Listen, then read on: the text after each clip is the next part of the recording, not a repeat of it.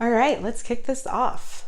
Welcome to 2021 and all the good goals and resolutions and good things that are going to come from this year. We're going to talk about the goals that I had for 2020, whether or not I made those, some goals that I've made for 2021, and also talk about what I'm going to be kicking the month off for my January TBR. Goal is we're going to try to keep this video under 20 minutes. We'll see. Having said that, I do want to point out real quick though, this lovely microphone that I just got for Christmas for my sister, who actually does film for a living, so she knows what she's doing. And yeah, I feel so professional. Let's talk about the goals from 2021 first. I did make goals. However, I only wrote them down and I moved 3 times in 2020. Let me tell you, if you write something down and then move 3 times, you're never going to find that piece of paper ever again. So that's one reason why we're filming 21's goals, so I actually can find it in the event that we move again.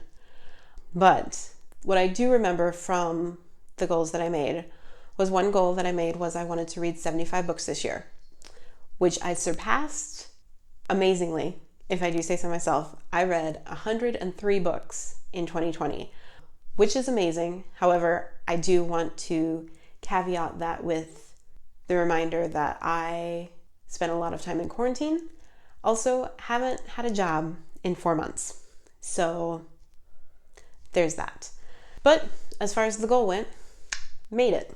So that was cool.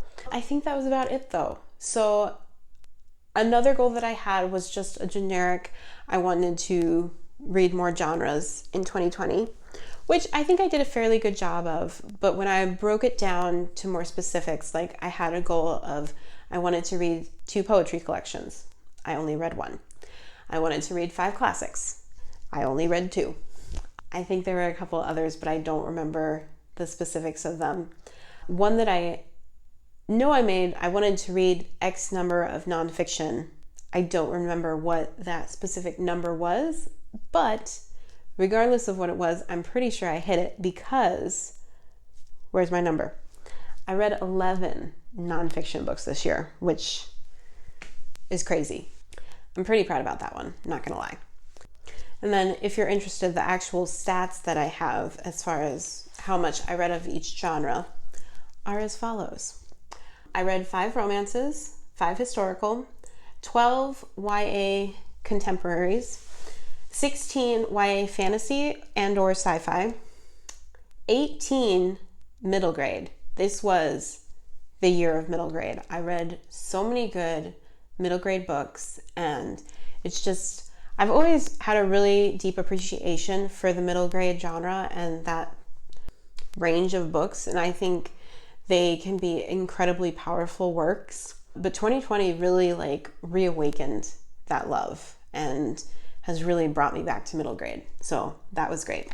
As I just said, 11 nonfiction. There were 13 manga or graphic novel comic books. And then there were 6 adult contemporary, 7 thriller/mysteries, 6 adult fantasy, and then again 1 poetry and 2 classics. The actual hard specific goals that I had for certain genres didn't always get met, but I feel like I did a pretty good job of widening my net as far as genres themselves go. I think this is a pretty wide range. And Goodreads told me that I had an average rating for the year of 3.9, which can't be upset at that number. I think that was good. Some goals that I have for this year. I went ahead and set my reading goal to 100 books for this year. I have no idea what's happening this year as far as employment, as far as if we're going to move again or not, or anything really. No idea. So we're just gonna slap a number there and we'll see if it sticks or not. We're not super concerned about the number goal itself, but just to have something there as a placeholder. We'll call it a placeholder. Again, I want to be sure and continue to keep a wide variety of genres, and also bringing in more own voices, and also keeping a good diversity as far as age range and POVs, and just keeping it as diverse as possible, really. Specifically, we're going to try again to read 2 poetry collections, 5 classics, and I'm also adding in sci-fi, because I read a couple of sci-fi, no hardcore sci-fi, I guess you would say. So I'm also going to add in 3 sci-fi to those categories. Another goal I have is I want to try and finish 3 series. So I, like many people, am very bad about starting a series, reading the first book, maybe even the second book, and then never actually finishing it. I have no idea how many series I am actually in the midst of reading at this moment. Not even going to try to figure it out. So the goal is just to complete of the series that I have currently started at this point in time, at the beginning of 2021. I want to have finished 3 of them by the end of 2021. I'm not saying I'm not going to start new series, not saying that. I'm just saying I want 3 of them that I've already started to have finished. I think that would be really good. Another one I have is I have a list on Goodreads of all the books that I own physical copies of, or not even physical copies, but also e-copies and audiobooks, just all the books I own that I have not read yet. I don't really think I'm sorry about how high it is. It's 227. So yeah, I wouldn't say, it's not that I'm embarrassed or upset by how high that number is of owning that many books that I have not yet read. But looking towards being, more minimalistic, as I said, possibly going to be moving yet again this year. So we're just going to try and keep that owned number down a little bit. The goal is to end 2021 with less than 200 books on that owned list. That's the goal. Another goal that I set for myself was the Goodreads Choice Awards, which is an award that is given to, Goodreads does, for 20 different categories of genre, and people submit votes for what books they want, what books were their favorite from which genre, and then at the end, the book with the most votes win. So it's a bit of a popularity contest, and that's kind of why I'm doing it, just to read, I think at some point, very popular things, even if maybe they're not the best of that particular subject matter, if they're not the best well written or the best performed or the best executed, if they're still the most popular, I think it can still be important to be aware and know about those things, because at some point they kind of become almost cultural, kind of like Star Trek.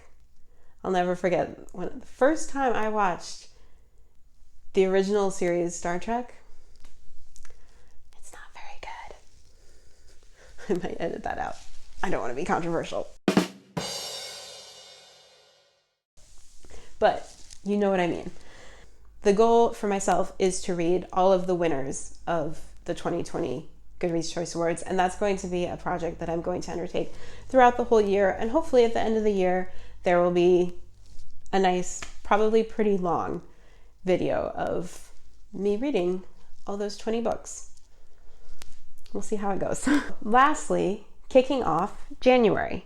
As you've seen, how I've kind of been conducting my reading up to this point has been, I like to participate in some readathon that's going on that particular month, and I pick out books that respond to all of those challenges, and then I read them. And then I have a vlog at the end of the month to put out into the world. There are readathons happening this month, but none of them particularly appealed to me, not because I thought they were bad or anything like that. They just didn't strike my fancy for one reason or another. So I've just gone ahead and, instead of making a TBR based on challenges, what I did was I just tried to make a TBR that kind of fully encompassed what I'm trying to do for the year. So these are all books that I already owned. So that's great, not buying more books. I went with 2 that were on from the Goodreads winners. I have Strange Planet, which is this cute little comic book that's going to be a super fast read. Knock that out in a bubble bath sometime this month. That's good. And the other one I'm going to read is, and this is can I pick it back up? This was the winner of the humor category. And then I also have To Sleep in a Sea of Stars. This was the winner of the sci-fi category. So not only am I knocking that out, but this will also count towards one of my 3 sci-fi for the year. Then we'll also be reading Ready Player One this month, book club that my family does. This is the book for that. Then, one other goal that I forgot to talk about was I have a subscription to Book of the Month, which I love. One of the reasons I got it is because I want to make more of an effort of reading new releases. So now I own the new releases, but I don't always get around to reading them right away. So another goal that I have for this month is reading the selection that I got from Book of the Month within that month. For January, I have The Office of Historical Corrections. This was actually the December 2020 pick, but because I have an FPO address, it takes quite a while, several weeks for the box to get to me. So that's why that is. And then lastly, what I decided to do, like I said, I have a list on Goodreads of all the books I owned. And what I did was I just sorted it by average rating, and I took all of the books off the top of that list. So we're just reading these super high rated books for January, and hopefully I will love all of them as well. And we're just gonna kick off the year with a really good start with lots of really good reads. Top of the list was Becoming by Michelle Obama, which works out great because 1, it's an audiobook that I've had for 2 years now. I really need to read it. And 2, the winner of, I guess, the biography category, I think. One of the category winners was Barack Obama's new book. So I would feel really bad if I read his book before I got around to actually reading hers. So I'm glad to be doing that. Next was The House in the Cerulean Sea by T.J. Klune, which is this beautiful book right here. I believe this is about a caseworker who works with magical children, and I've heard just really, really good things about this. Very excited about that. Next, I have Mythopedia, which is this gorgeous book. This is one of the books Jesse got me for Christmas. This is just a gorgeous illustrated collection. It's, as it says on the front, is an encyclopedia of mythical beasts and their magical tales. So it's just this beautifully illustrated book of different magical creatures, and it'll have some sort of fairy tale origin about them or how they came into being, and it's just beautiful, and I'm super excited to read that. That's great. Next, White Rage. This is an ebook that I have. This was one of, I bought several books related to racial issues earlier this summer, and this is one of the ones that I still have yet to read. So that's good. Get that read. And then was Collateral Damage. This, I believe, it's about superheroes, but it's superheroes from the journalistic point of view. So I'm really excited about that. I tend to really, really like books about journalism and journalists. I think that's very interesting. Plus, beautiful black sprayed edges. And then,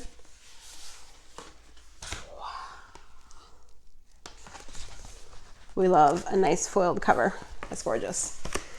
Speaking of sprayed edges, boom, boom, First Class Murder, Robin Stevens. This is book 3 in the Murder Most Unladylike series, which is one of the middle grades that I absolutely loved this last year. So very excited to be continuing this. I think there's like 10 books in this series, so I don't think this is going to be one of the ones that I actually finish this year, but you never know. I'd love to. I love this whole series. It's great.